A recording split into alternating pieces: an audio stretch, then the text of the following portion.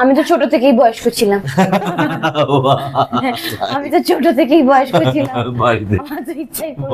মানে ভালো আছে, খুব ভালো আছে। সত্যি অনেকদিন পরই দেখা হলো। ক্রিটিক্যালি বটে সেটা, মানে আনন্দীকে আবার আনন্দী একটা সমস্যায় পড়েছে, মানে শারীরিক ভাবে, সেটাকে সলভ করতে হবে। জীবন মরণের প্রসঙ্গ গল্প সবাই জানে, আমাদের বাড়িতে জেনেও যাবে।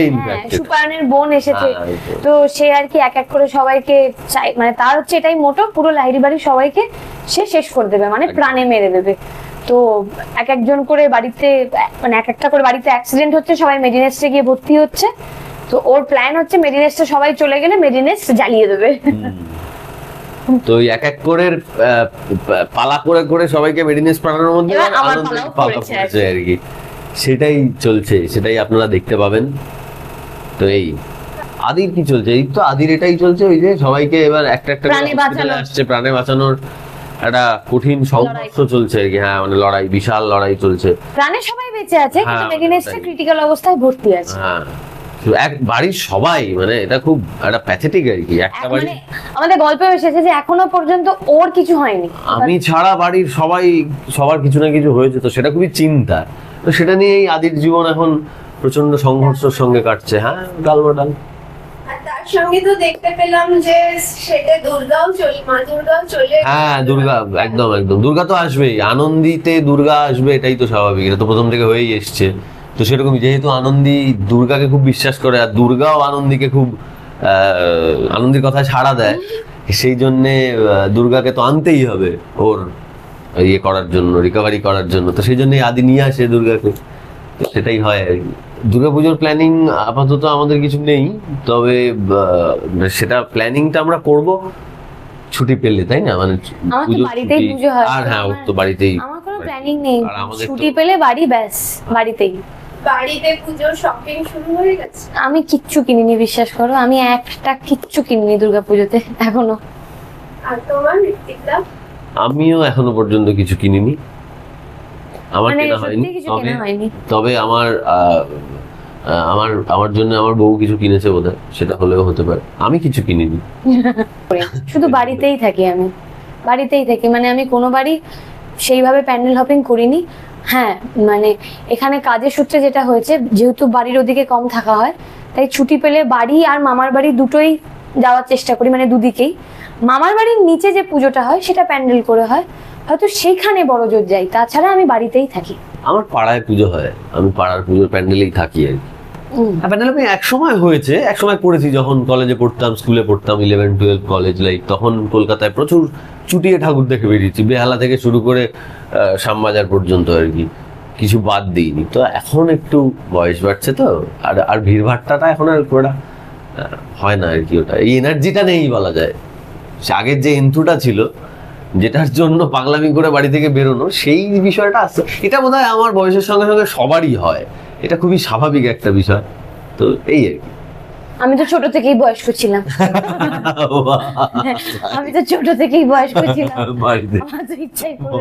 মানে ভিড় ভাট্টাতে যেতে ইচ্ছাই করে না। ওটা তো চুটিয়ে, মানে ওটার কোনো কিফই নেই, মানে যা ইচ্ছে তাই।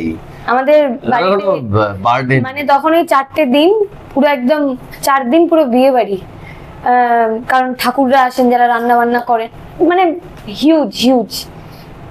কি হয় না, হ্যাঁ, মাংসটা হয় না আমাদের পুজোতে, মাছটা হয় মানে আমাদের বাড়ির পুজোতে। আর অষ্টমীর দিনটা পুরোটাই নিরামিষ, কিন্তু তাতে অনেক অনেক আইটেম থাকে, মানে 4 বেলা একদম দারুণ দারুণ মজা হয়। ঋত্বিক দ্বারা কখনো যেতে পারিনি, খুব স্বাভাবিক।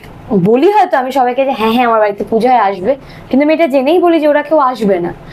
হ্যাঁ, কারণ প্রত্যেকে তো ওই কটা দিনই তো সময় পায়, লজিক্যাল। হয় কেউ বেড়াতে যায়, নয় কেউ পাড়ার প্যান্ডেলে থাকে, নয় যাদের যেখানে যাওয়া হয় না তারা সেখানে যায়।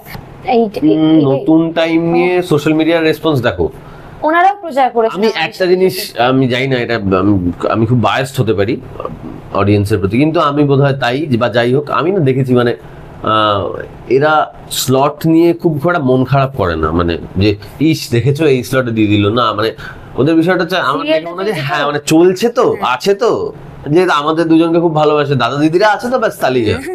ওরা ওরকমই, মানে ওরা যে যার যেরকম মেনশন করে স্টোরি দেওয়া হয় সেগুলো করছে, মজা পাচ্ছে, তাদেরকে কি বলবো, মানে আমাদের বলার কোনো ভাষা নেই, মানে আমরা প্রতিনিয়তই বলি, তাদের জন্যই কাজ করতে পারছি। মানে সুপ্রিয়ার জন্মদিন ছিল, হ্যাঁ আমি তো উইশ করেছি, আমিও আমাকে wish মেনশন করেছি। করেছে, আমাকে উইশ করেছে। আমি ওকে উইশ করেছি। তো যার কথা বললাম, ও কি বলবো, ও গিফটেড চাইল্ড, কিন্তু ওর যেন সবকিছুই আমাদেরকে ঘিরে, মানে ও যে ওই অবস্থাতেও সেটা ও মনে করে না, বাট ও তো অ্যাকচুয়ালি গিফটেড। ও যে ওই অবস্থাতে আমাদের জন্য কিছু তৈরি করে, আঁকে, এবং হ্যাঁ, মানে দূর অদ্ভুত থেকে যে ব্যাপার। দেখা করতে আসে, তুমি ওকে চোখের সামনে দেখলে বুঝতে পারবে, মানে আমাদের প্রত্যেকের জীবনে কিছু না স্পেশাল কিছু- চাইল্ড, হ্যাঁ, কিছু না কিছু ক্রাইসিস আছে। আমরা মানে অদ্ভুত একটা, আমরা সবসময় ভাবি যে কেন আমাদের সাথে এরকম হচ্ছে, আমাদের সাথে এরকম কেন হচ্ছে, মানে আমরা দুঃখ করি, ঠাকুরের কাছে অভিযোগও করি, কিন্তু ওকে দেখলে মনে হয় যে হে ভগবান, মানে আমরা এর পরও এত অভিযোগ করি উপরওয়ালাকে। সত্যি মানে আর ও যে কি অসম্ভব মনের জোর নিয়ে আসে, মানে আমি শুধু ওর কথা একা বলে বলছি না, ও স্পেশাল বলে ডেফিনেটলি ওর কথা আলাদা করে বলছি। যারা আসেনও বা যারা আসেনও না, যে যাই বলে না কেন, যে দেখেও, যারা টিভি খুলে দেখেও, আমরা তাদের কাছেও খুবই কৃতজ্ঞ। একদম হ্যাঁ, পাওনা, মানে এটা আমাদের কপাল, পাওনা, আশীর্বাদ, মানে হ্যাঁ অবশ্যই উপরওয়ালার আশীর্বাদ, মানে এটা আমাদের পাওনা। মাঝে মাঝে মনে হয় যে আমি কে, যে আমি এত কিছু পাচ্ছি। একদমই তাই। হ্যাঁ, আমাদের তো, আমরা তো জি বাংলা ময় হয়ে আছি, আমরা জি বাংলা সব স্লটেই প্রায় ঘুরে ফেলেছি। এখন 10:15-তে এসেছি আমরা, 10:15 থেকে 11টা পর্যন্ত আমাদের টেলিকাস্ট হয়। আর সেটা সোম থেকে শুক্র। হ্যাঁ, সোম থেকে শুক্র, যেমন ছিলাম ওই 9:30 স্লটে, একদম। সেরকমই আপনারা দেখুন, প্লিজ দেখুন, প্লিজ দেখুন, প্লিজ দেখুন। প্লিজ দেখুন।